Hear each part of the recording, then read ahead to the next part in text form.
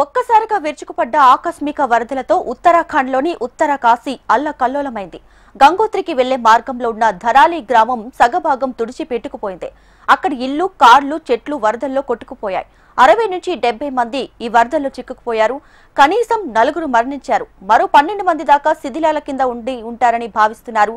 ఖీర్ గంగా నది పరివాహక ప్రాంతంలో మంగళవారం ఉదయం మేఘ విస్ఫోటంతో ఒక్కసారిగా విరుచుకుపడ్డ బురదతో కూడిన వరద అతి వేగంగా ధరాలి గ్రామంలోకి దూసుకొచ్చింది.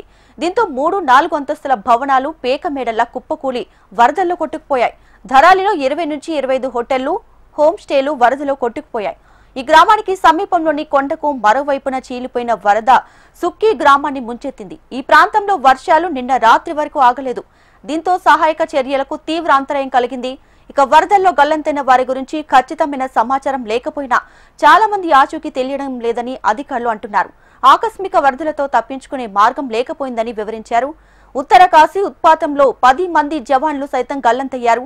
ఇప్పటి వరకు వరదల్లో చిక్కుకున్న 130 మందిని సైన్యం కాపాడింది.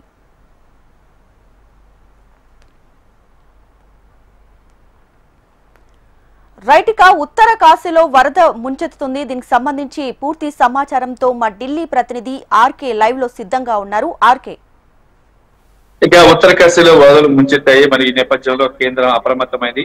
ఎన్డీఆర్ఎఫ్ దళాలు అలాగే ఎస్డీఆర్ఎఫ్ దళాలను కూడా అప్రమత్తం చేసింది. కేంద్ర హోంశాఖ మంత్రి అమిత్ షా ఉత్తరాఖండ్ ముఖ్యమంత్రి పుష్కర్ ధామితో మాట్లాడారు. మరి ఇక్కడ పరిస్థితిని అంచనా వేసి కేంద్రం నుంచి పూర్తి స్థాయిలో మొత్తం సహకారం ఉంటుంది అని చెప్పారు. మరి దాదాపుగా 15 మంది దాకా చనిపోయి ఉంటారని చెప్పి తెలుస్తోంది. వందలాది మంది గాయపడ్డారు. కొంతమంది ఆచూకీ అయితే తెలియలేదు. దాదాపుగా కొంతమంది కొట్టుకుపోయారని చెప్పేసి కూడా దాదాపు 25 ఇళ్ళు దాకా కొట్టుకుపోయాయి. Shops, hotels కొట్టుకుపోయాయి. మరి అకస్మాత్తుగా వచ్చిన ఈ పరిణామాల నేపథ్యంలో ఇక ప్రభుత్వం అప్రమత్తమైంది. సహాయక చర్యలు ముమ్మరంగా సాగుతున్నాయి. మరి దాంతో పాటు ఇక్కడ వాతావరణ శాఖ కొద్ది రోజుల క్రితమే హెచ్చరించింది. ఈ ప్రాంతంలో వరదలు వచ్చే అవకాశం ఉంది, సురక్షిత ప్రాంతాలకి వెళ్లిపోవాలని చెప్పింది. మరి అయినప్పటికీ కూడా అక్కడ ప్రజలు కదలకపోవడం వల్ల పరిస్థితులు ఈ రకంగా వచ్చాయి. మరి ఏదేమైనా ఇప్పుడు మధ్య సురక్షిత ప్రాంతాలకు అక్కడ ప్రజలను తరలించారు. మరి దాంతో పాటు ఎన్డీఆర్ఎఫ్, ఎస్డీఆర్ఎఫ్ దళాలు కూడా రంగంలో దిగి సహాయక చర్యలు చేపడుతున్నాయి. ప్రతి ఏడాది కూడా ఉత్తరాఖండ్కి వరదలు వస్తూ ఉంటాయి. ఈ తరహా జలప్రలయం జరుగుతూనే ఉంటది. అయితే ఈ కొంత అప్రమత్తం అయితే దీని నుంచి బయటపడే అవకాశం అయితే ఉంటుంది. కానీ ప్రజలు కూడా అవగాహన తెచ్చుకోవాల్సిన అవసరం ఉందని చెప్పేసి కూడా ప్రభుత్వం చెప్తోంది. మరి హెచ్చరికలు జారీ చేయడంతో పాటు అక్కడ పరిస్థితి ముందుగానే ఊహించే వాళ్ళందరూ కూడా అక్కడి నుంచి తరలించాలని చెప్పేసి కూడా అందరూ కోరుకుంటున్నారు. అయితే ఇక్కడ మనం ఒక విషయం గమనించాల్సిన అంశం ఏంటంటే ఈ ప్రతి ఏడాది కూడా ఉత్తరాఖండ్కి వరదలు వస్తాయి. కొన్ని వందల మంది చనిపోతూ ఉంటారు. గతంలో చూసుకున్నట్టుగైతే మాత్రం దాదాపుగా 750,000 సంఖ్యలో ప్రజలు అక్కడ చనిపోవడం జరిగింది.